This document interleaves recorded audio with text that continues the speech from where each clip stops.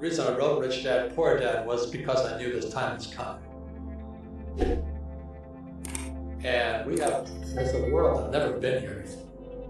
And so is it a spooky time? Damn it, it is probably the most dangerous time ever. There's nothing to compare it to because there's never been a world economy before. For example, 100 years ago, if there was a stock market crash in England, it didn't affect anybody.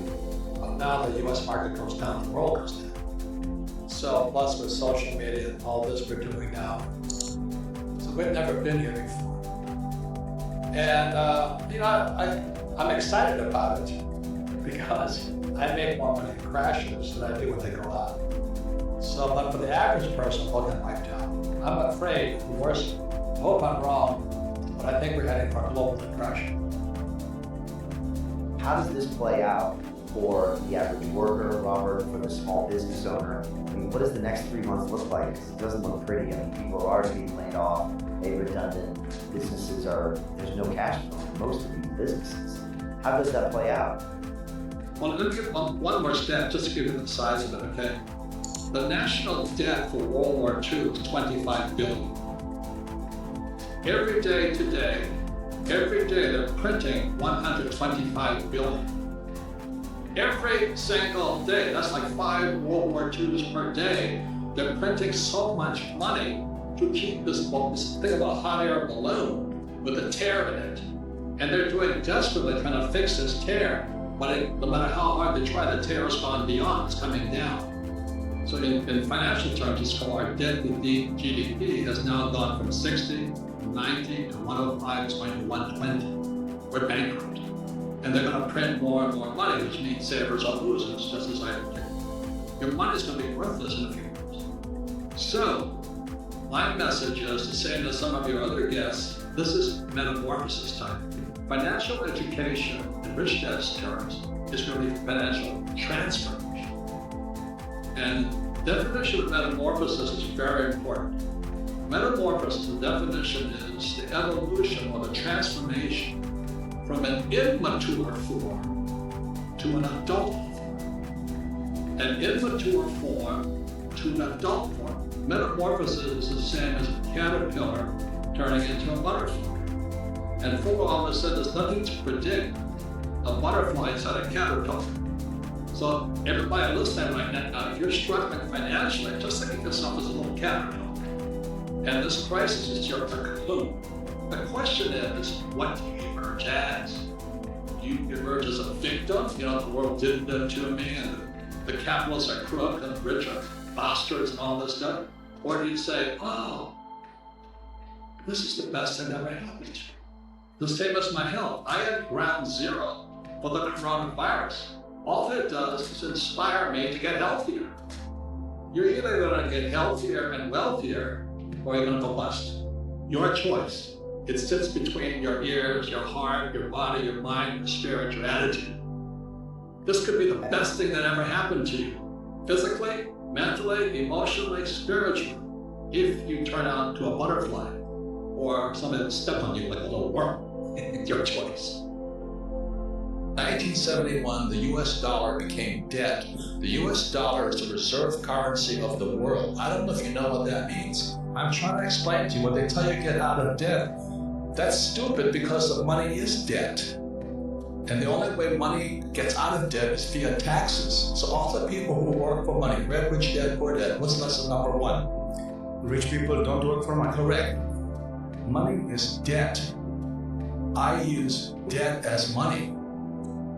And everybody thinks getting in debt is bad. Well, who told you that? I think the stock market is for losers. Why would you put money in the stock market when it's manipulated?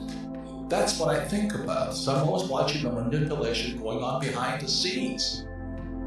That's what my brain is focusing on all the time. And I don't pay taxes. The question is, how is it I don't pay taxes? I can tell you. They hypnotize people into being employees who will work hard, pay taxes, save money, get out of debt, and invest in the stock market. Until you question those things, those words, you'll be a poor person. Why is debt tax-free? I don't know. Because that's how money is created. And so the banks love it. They love people who borrow lots of money. So how do I get rich? I borrow money. And I buy assets with it. The poor person borrows money and buys liabilities like purses, cars, houses, and they get poorer and poorer and poorer. But I use debt. I borrowed $300 million after the crash, dollars. In 2000, by 2010, I borrowed $300 million to buy real estate. That made me rich. And the interest rates kept coming down, so my cost of money kept coming down. And so everybody else is saying, oh, you should get out of debt. You know why? Because they don't question the hypnosis they're under. You've been hypnotized to work hard for money, to save it. The fractional reserve system prints it. And then they pay taxes and taxes. So I have all this debt and I get rich. So the question is, how do you learn to use debt to get rich? Because they tell you not to get out of debt. So all I'm saying to you is, if a person does not question what they've been taught, they'll always be poor. They've been hypnotized into being poor. And the average person has been hypnotized. Go to school, get a job, work hard, save money, and invest in pension. And you never get your money back. The whole thing is designed to keep you poor. So that's why I argue with you, until a person questions what's already been put in their head, and that's what my poor dad put in my head. Go to school, get a job, work hard, and that's America. Same as Romania, is not different. I question all that. Why would I save money when they print money? That's what happened in 1971 when President Nixon took the dollar off the gold standard. They can print as much as they like. Then they tell you, so go to school, get a job, become an employee. You pay taxes because you're working for money. Then they tell you to save. Do you know why they tell you to save money? I don't know. Because the system of banking, has nothing to do with communism, capitalism. It's the banks run the world. The rich run them. They don't care if you're communist or capitalist. So when you save, so let's say you save $1, you lose one yen. The banking system can lend out 10. So the entire system is called fractional reserve system. The fractional reserve system is also printing money. Then they tell you to save money. So they want you to save money so they can lend out your money 10 times. So your dollar became worthless 10 times over. And then they used to pay you 10% interest on your money. Now it's at best 1%. And they're still lending it out 10 times. So that's why you don't save money, is because your money is becoming worth less and less and less and less and less. The banks are getting richer and richer and richer. Then they tax you on that interest they pay. That 1% interest, they pay you that much. Japan is 0. And the Japanese are so stupid, they still save money.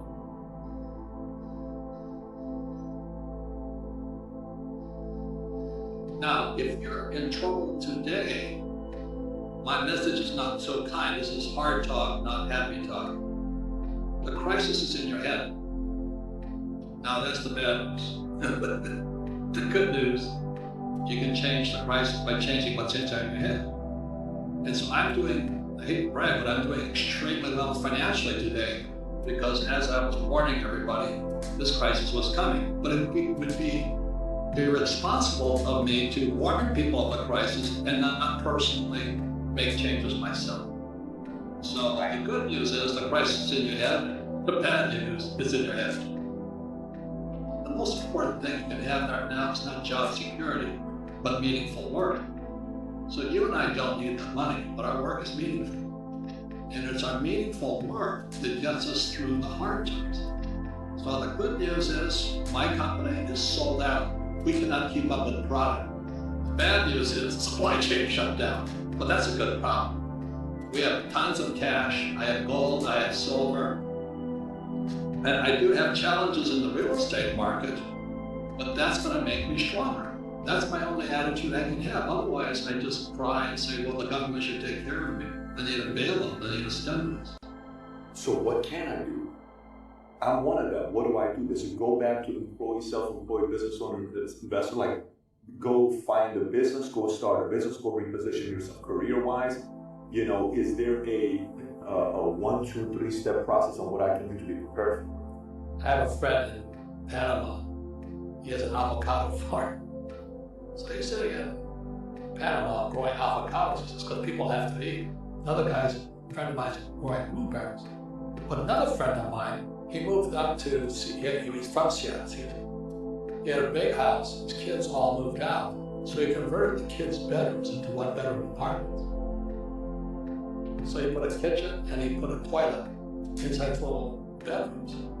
And so he now rents out 4 bedrooms. He's making more money today than ever before because a lot of workers commute to Seattle. So they come in, they check in, they come in on Sunday night, they check out Friday afternoon. So the whole house is making more money. So the point is, everybody can do something, but you gotta figure out what you're gonna do.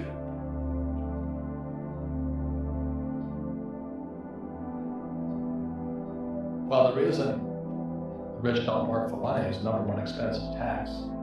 See, there's 3 kinds of income: earned, portfolio, passive. So earned income is if I get a job, that's earned income. If I'm a doctor or a programmer, that's earned income because I'm working. If I buy, let's say, Apple for $10 and I sell it for $20, that's portfolio income, capital gains. But passive income, which is cash flow. So it's not, and so these guys are screaming right now in America, tax the rich. I said, good luck. Because most of the guys complaining, they don't know there's 3 kinds of income. And the rich don't have jobs anyway. They have assets. And so the average schmuck out there, poor guy, send the kid to school, they don't learn this. So that's why in Fake, as we were talking about it, there's a newspaper article about Jared Kushner, and he explains how the Trumps and the Kushners don't pay taxes and make millions of dollars. And the reporter couldn't understand it because our schools will never teach you that 3 times a week. And they judged him and say they're wrong, it's cheating. And we see that over and over again. Amazon not paying taxes. What do you say to people when they come up and say, Robert, it's not fair. It's not fair they're not paying taxes? Well, there's always 3 sides to a coin, heads, tails, and the edge. So which side of the coin do you want? From my side, it's fair. But this is the difference. Everybody can do the same thing I do because the tax laws are for everybody. We don't say, well, the tax law is only for the rich. No. The tax laws are for everybody to use if you have the right financial education. And the reason I'm an advocate of financial education, without that education, you have to pay taxes. You see, very few people will buy what I do, make $1 million and pay 0 tax. That takes, and my rich dad taught me that playing Monopoly. That's how it started, 4 greenhouses, 1 red hotel. Or the McDonald's one, right about it, McDonald's, Ray Kroc. Yeah. McDonald's is in the real estate business, so they sell hamburgers, but they buy real estate, so they pay no tax. This guy Bezos was $16 billion. How much tax did they pay on the $16 billion? And that's all legal. Anyone can do it. Everybody can do it. But most people lack the education. Correct. So Jared learned about money when he was a kid by watching his father, by watching these people invest in real estate, and said, wow, not only do you get to make the money, you get to keep the money. That's a big problem a lot of people don't understand. They go, oh, look how much money I made, but how much did you keep? Because that gives you half. That's what you And so you always say this is the law. The law is true for every citizen. You can do it, but most people just don't do it. Sometimes, like you said, they don't have the education. You need to have a plan if you're going to do risky things. Well, it's not risky. To me, what's risky is having a job and paying taxes and saving money because they're printing. That's the worst thing of all. And that's why there's fake money, fake teachers. And the teachers will never, they don't know. And fake assets, because Wall Street or the City of London or Lehman Brothers or Goldman and all, they're not going to tell you this. See, if you cannot think, I cannot help.